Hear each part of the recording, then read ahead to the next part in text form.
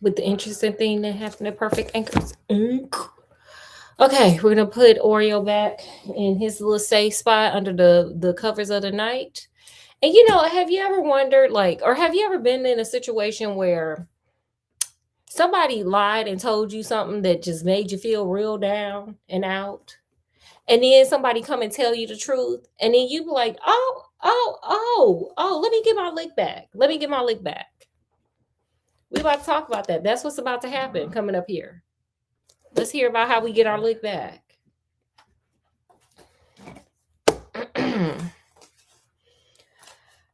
Oh, bother the dust, cried the man. That makes me feel well again. I haven't felt real for such a long time. He slapped his knee, first one, then the other, and whirled around so that his black gown ballooned out around him like a choir director. The real me and real children. The real me and real children. By now, he was creating an enormous cloud of dust, which swirled around him like a tornado. And as the dust grew thicker, hiding him more and more from the sight of Puck and Perfecta, his voice grew fainter and fainter. In moments, he and his voice had disappeared entirely inside the tornado. Then the tornado finally began to slow down. When the dust had last settled, a remarkable, but at the same time rather terrifying thing had happened. Y'all want to know what happened? Scott, you want to know what was horrifying and wonderful? I do want to know.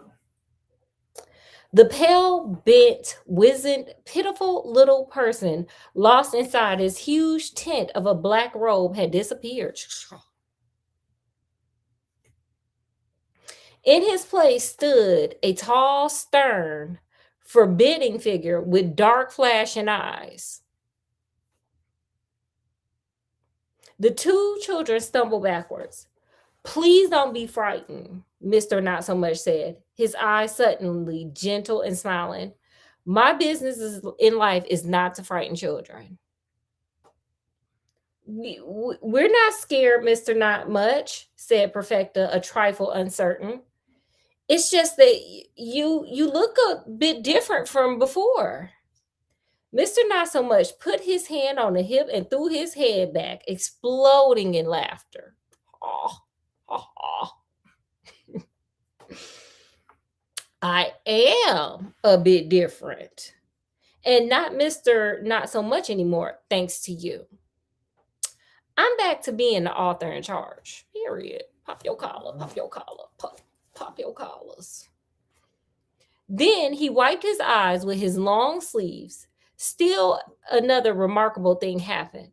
A cluster of miniature white clouds, soft looking as brown as duck down, appeared over his head.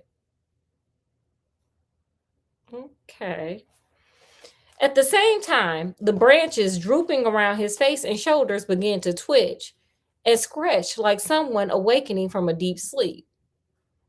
Out they spread and up they reached until the tips were almost lost in the clouds. The tiny birds stopped trembling and began to try their voices with small, hesitant chirps. The bat awoke, scratched his wings, and fell back into a content sleep. Okay, that bat said, it's morning, baby. I'm out at night, baby. The freaks come out at night. You look splendid, Mr. Arthur in charge, said Puck. I must confess, I feel splendid. And quite recovered enough to find Mr. Snoot and the aunties and have a few well chosen words with them. Let's pause here. Put a raised hand in the comment section if you think a few of them choice words are gonna be curse words. Scott, do you think you're gonna use a couple of curse words up in there? Because they lied to this man and had him dusty. I guess so then. Okay. I feel like he gonna use some curse words, like that SpongeBob episode where he started using curse words. The word enhancers. Anyway, back to the story. Back to the story, y'all. Back to the story. The eyes of the author in charge narrowed to two angry slivers. Very, oh wait, very well, very well chosen. Period. Okay. He marched to the door and swept through the cobwebs without another word to Puck or Perfecta. In his grim determination, he seemed to have forgotten all about them. I wonder what we're to do now, Perfecta whispered. I haven't the foggiest, replied Puck, but I don't think he needs us anymore. I'd like to see what's going to happen anyway, Puck, wouldn't you? Let's go. Shouldn't we be under our covers of the night? Asked Perfecta. It's why we have them, said Puck. Moments later, they were slipping invisibly down the cobwebby passage to the corridor. Holding hands, they scurried to catch up to the author in charge. Mr. Drooper P. Smith and Company, wherever you are, come out at once. His stern command echoed from the furthest reaches of the corridor.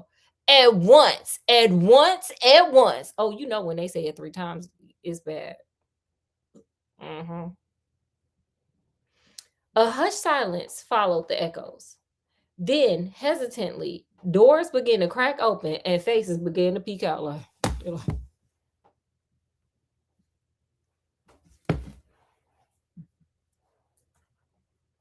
The doors widened further to reveal that every inhabitant of the rooms were in red and white striped pajamas. Pinocchio with his nose in a bandage, the White Rabbit from Alice, the Scarecrow from Oz, Toad from The Wind in the Willows, all in for changes.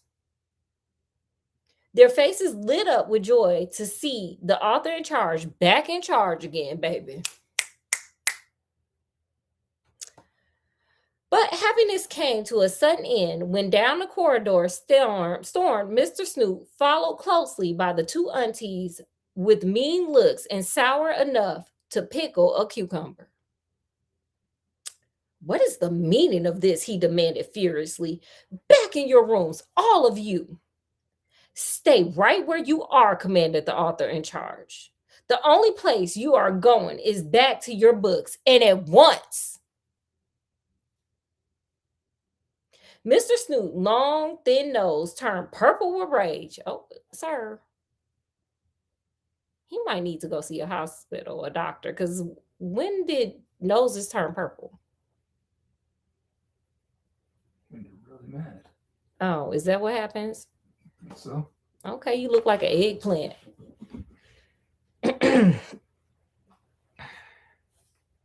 You! How dare you give orders? I'm in charge now. The children don't want you anymore. Go back to your dust and your cobwebs where you belong. Uh-oh. Where I belong? The author in charge's eyes flashed dangerously. Isn't it more where you belong? Mr. Snoot, the children do like the books in my care. They never stop liking them. You have lied to me. As he spoke these final words, the clouds over his head turned a frightening, stormy black, pierced by needle sharp bolts of thunder. The two birds began to chatter angrily, while the bat, his eyes a burning yellow, darted out at Mr. Snoot. Uh-oh. Uh-oh.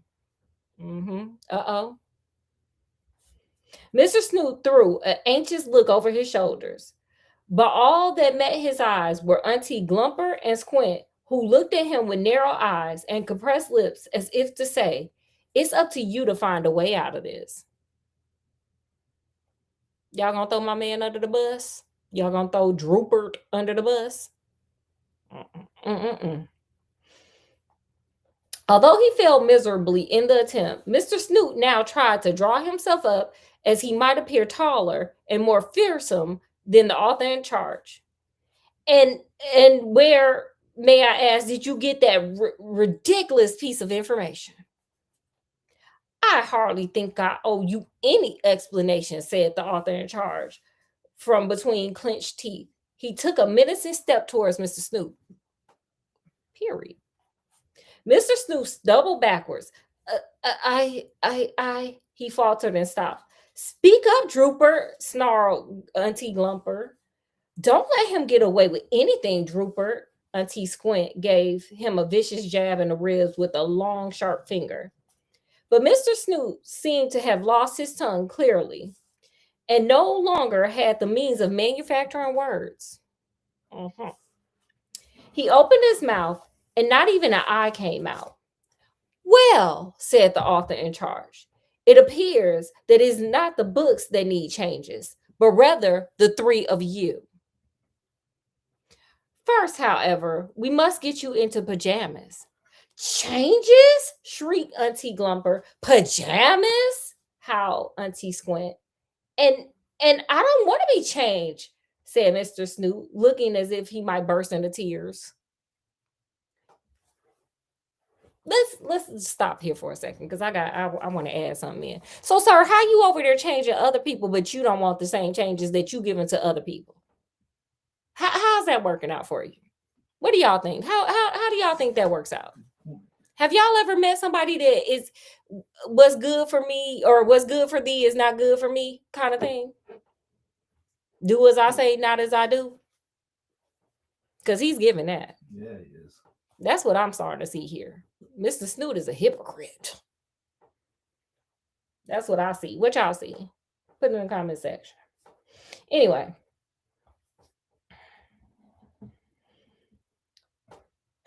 Neither did they, said the author in charge, pointing a grim finger at the book people. Now, let's get on with this. He advanced threateningly towards the three. The clouds over his head grew darker.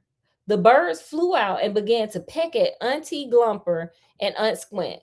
The bats, whose eyes had gone from yellow to a fury red, ooh, oh, darted back and forth, beating his wings in Mr. Snoot's face. Cringing, the three fell back. Then they turned and started to race down the corridor, only to be met with a solid wall of book characters. Y'all about to get jumped. Headed by a fierce Mr. Dumpty. They had no place to go but through the open door of one of the rooms. The author in charge was right on their heels shouting, I'll change you so you'll never be recognized again. I shall put your beginning at your end and your end at your beginning. As for endings, no power on earth will ever make you happily ever after. You shall have the saddest ending that ever ended anyone. What's y'all saddest ending that y'all ever seen in a movie? Put it in the comment section, Scott. What's the saddest ending in a fairy tale have you ever seen? In a fairy tale? Because that's what he's talking about, fairy tales. We're going to get back to the story in a second. Put me on the spot here. Okay, we'll come back. Fairy tale with a sad ending off the top of my head. I got one.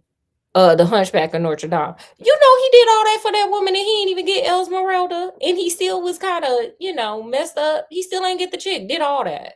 That's my sad ending. He had to watch her leave with another man. That's crazy. Well, it's a Disney fairy tale, The Hunchback of Notre Dame. Okay, let me get back to the book. I'm sorry, y'all. Let me get back. But put it in the comment section. What's the saddest ending of a Disney fairy tale that you ever seen? Or any fairy tale? At this, the door was slammed shut. A hush fell over those remaining in the corridor, and then the whispers began. He couldn't have really meant that, could he? Oh no, but he is very angry. What will he do to Mr. Snoot? Hadn't we better find out? His finger to his lips, Mr. Dumpty tiptoed towards the door. Very slowly and carefully, he opened it a crack. The other book people pushed against him to try to peek in, so he opened the door a little further. The door was now far enough open so that the invisible perfecter and Puck could see in. Y'all want to know what they saw? Yes. Lined up on the wall facing the door were 3 white iron beds. Only one of them was occupied, however, and that was by Mr. Snoot, who was now in red and white striped pajamas, clenching his large notebook and pen. Aunties Glumper and Squint stood together in the corner of the room, stiff as 2 skinny green fence posts. Their faces were knotted with rage. Fix your face, ladies. Fix your face. The author in charge, hands behind his back, stood facing the beds. The branches on his head bristled under the black stormy clouds. Change my lovely books and book people, indeed, he snorted. Children don't like them. Ha! Well, Mr. Drooper P. Snoot, since you are already provided with notebook and pen, I see no reason for us not to begin at once. But with what? Now let us see, he mused. I have it. We shall start by having you write 100 times. Of course, if children like it, it must be wonderful. 100 times, stammered Mr. Snoot. Don't you do it, Drooper, shrieked Auntie Glumper. Not even once, howled Auntie Squint. Quiet, roared the author in charge. And you may now make that 10 times 100, Snoop. What's 10 times 100? 1,000. As for you two ladies, I believe we had an agreement that you would do nothing to help him or interfere in any way. Otherwise, you will end up in bed and in pajamas as well, with notebook in hand. So, if you wish to save your skins, there will not be another word out of either of you. Is that clear? Turning purple with the effort of choking down anything else they might have wanted to say, the aunties frowned at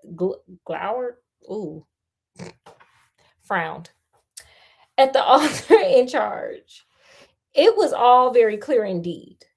It was also all very clear to any observers that when it came to the matter of saving of skins, their own would be favored over that of Mr. Drooper P. Snoot. You may commence, commanded the author in charge. Mr. Snoot looked helpless at the aunties, only to find himself looking at 2 pairs of eyes directed at the ceiling. Sir, they not taking that L with you. You taking that L with you. Do better next time. He started to write. The author in charge rubbed his chin thoughtfully. When you have finished with that, we might try. Imagination should definitely be encouraged. 1,000 times of that as well might do it. Then we could proceed to, it isn't always bad just because it isn't like me. 2,000 times perhaps. Mr. Snoot's pen was moving faster and faster, so fast it was almost a blur. For another thing was now very clear, and that was that he was going to be writing for a very long and very miserable time. Mr. Dumpty quietly closed the door on the scene. Perfecta felt Puck tug at her hand. Come, Purr. It's time to be going. Where? Back downstairs. Right now? Right now, said Puck. Come on. Then, to Perfecta's horror and dismay, she felt his hand slip from hers. He seemed to have forgotten all about having to hold hands, least in their vanished state, so they should not lose one another. That is the end of the chapter. Okay, Okay, guys. Well, you know how we end this. What stood out to you from this particular half? It was a half chapter. What stood out for you in this half chapter? Or, what did you learn from this half chapter? Put it in the comment section. Scott, what about you? What did you learn? What stood out to you? What stood out is good to see Mr. Snoop and Annie's get put in their place. Period. You just wanted to see him get put in a place? Yeah, it was time. Yeah, I mean, I agree. What stood out to me was this. So you see how like when they were in charge and everything was going their way, the aunties was like, yeah, they was team Drupert. But as soon as they got held accountable, they threw that man right on under the bus, honey, and saved their own skins, honey. Okay. The rats were fleeing the sinking ship, baby. Okay. So when you're doing things, either find people that are down all the way down like 4 flat tires, or just know that you might be in it by yourself. So make sure you're doing the right thing. Period. Period. That's what stood out to me from just what I observed in the book and throughout life. Period. You got anything else, Scott? I do not. Okay, y'all. Well, we gonna get out of here for today. Happy Friday.